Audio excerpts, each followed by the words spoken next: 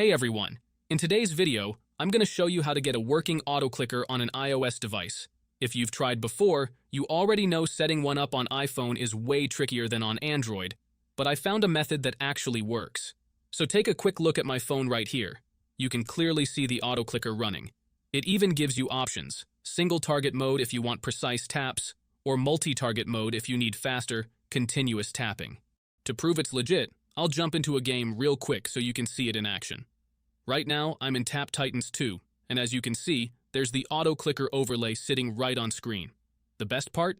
It's already working on its own, with zero extra tapping from me. Obviously, this is just one example of how you could use it, whatever you need it for. Alright, if you want to get it yourself, keep watching.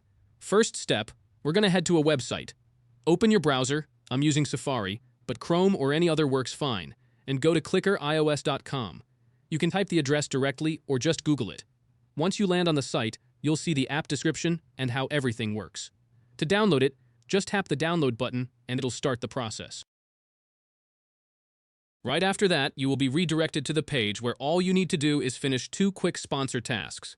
These are 100% free, require 0 payments, and absolutely nothing shady or sketchy. The tasks themselves are usually dead simple. You might just need to download a free app and open it, jump into a mobile game to reach a specific point, or test out a lightweight tool for a few minutes. Knocking out both usually takes about 5 to 10 minutes total. Honestly, these sponsors are crucial because they directly support the project and keep the developer running, so I really appreciate you taking a moment to complete them. Once you complete both tasks, the installation will start automatically. You'll get a profile setup notification on your home screen. Just tap through it, and the app will be installed and ready to go on your device. And that's actually all of it. I really hope this auto-clicker works perfectly for you and that you found the tutorial helpful.